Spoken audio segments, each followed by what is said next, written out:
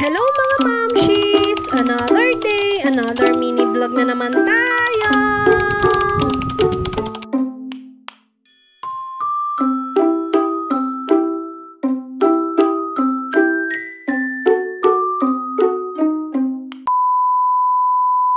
Sabado nga today at wala ngang pasok sa Ellie kaya nga tanghali na nga kaming gumising.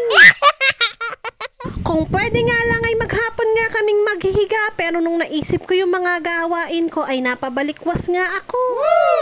Nagtimbang na nga muna ako para nga malaman ko kung may resulta na nga tong aking paghihirap. Huy! Medyo may nabawas naman dahil nga nung nag-umpisa nga akong magbawas ng aking timbang ay 69 nga yan. Kumilos-kilos na nga ako upang mabanat nga ang katawan at ayan nga naglilinis nga muna ako dito sa bahay. Nagbalak nga akong mag-jogging pero hindi nga matuloy-tuloy dahil nga lagi na nga lang akong tanghaling gumigising. Ewan ko nga ba kapag nga madaling araw ay nagigising nga ako, ang sabi ko nga sa sarili ko ay magja-jogging nga ako pero tamad naman akong bumangon. Total nga ay marami naman akong ginagawa sa bahay araw-araw kaya nga dito na nga lang muna ako babawi. Bakit kaya kapag nag-aasawa ang sabi nga nila ay magiging buhay prinsesa ka nga daw pero parang kabaliktaran naman ang nangyayari.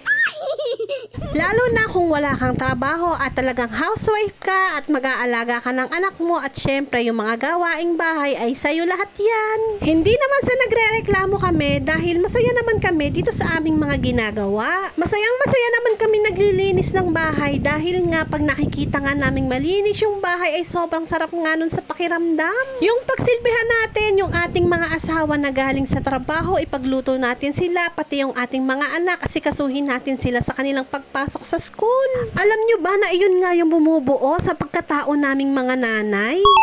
Madami nga akong nababasa na ang sarap nga daw ng buhay ng mga housewife dahil wala nga daw silang trabaho. Huy! Try nyo kayang lumugar dito sa lugar namin. Ewan ko nga lang, baka magreklamo ka. Yung pag-iisip nga lang ng uulamin araw-araw at pagbabudget ewan ko lang kung kayanin mo.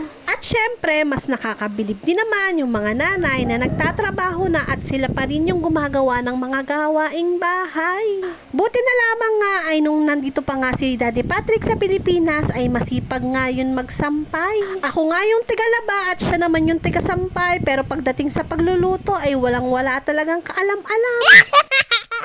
Ang sarap kasi magkaroon ng katuwang na responsable sa mga bagay-bagay lalo na sa pagbubuo ng pamilya. Syempre, kaya nga kayo mag-asawa kasi partner nga kayo sa lahat ng bagay lalong-lalo na sa inyong pamilya. At nagpapasalamat nga ako sa ama dahil nga binigyan niya nga ako ng isang responsableng asawa at isang responsableng ama para ka kay Ellie. Wow! At naalala ko na naman nga ang Daddy Patrick dahil dito nga sa paglilinis ng electric pan lagi siyang nakatoka. Ayaw na ayaw ko nga naglilinis ng electric pan kaya nga siya ang laging gumagawa nito pero ngayon nga ay ako nga ang gagawa dahil nga nasa ibang bansa nga siya. Parang puro alikabok na nga ang binubugan nitong aming electric pan kaya nga sabi ko nga ay lilinisin ko na nga talaga ito ngayon. Noong tinanggal ko na nga isa-isa yung mga parts ng electric pan ay napansin ko nga na hindi pala siya pwede alisin dahil nga siya ay nakateflon. Lost thread na nga pala ito at hindi na nga pwedeng tanggalin dahil nga wala rin akong extra teflon kapag tinanggal ko kaya ang binalik ko na nga lang ulit ito. Kaya nga ang ginawa ko ay inilabas ko na nga lang ng buo ito at dito na nga lang ako sa lapas magpapagpag para nga yung alikabok ay hindi na nga pumasok sa loob ng bahay. Marami nga mga bagay dito sa bahay na hindi ko nga kayang gawin at si Daddy Patrick nga lang ang nakakaalam tulad nga nung computeran ay nasira na naman yung isa.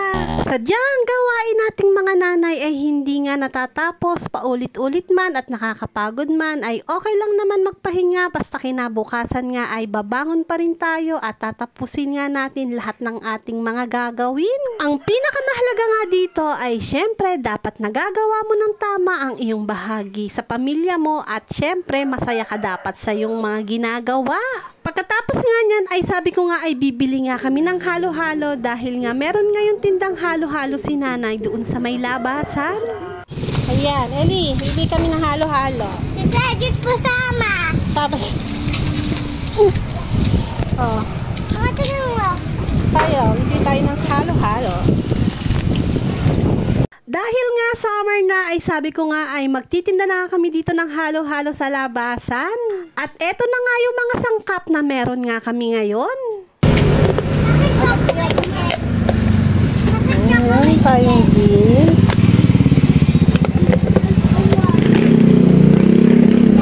Hindi na para silang takay, nasisira. Oo nga, sira na agad. Daling mabasa.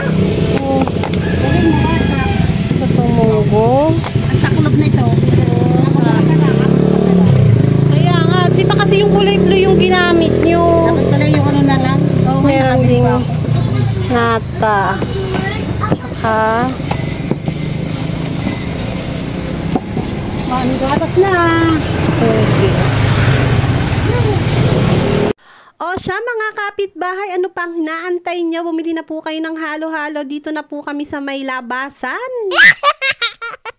O siya mga momshies, hanggang dito na lamang po ang ating mini vlog for today. Marami pong salamat sa inyong panonood. Bye-bye!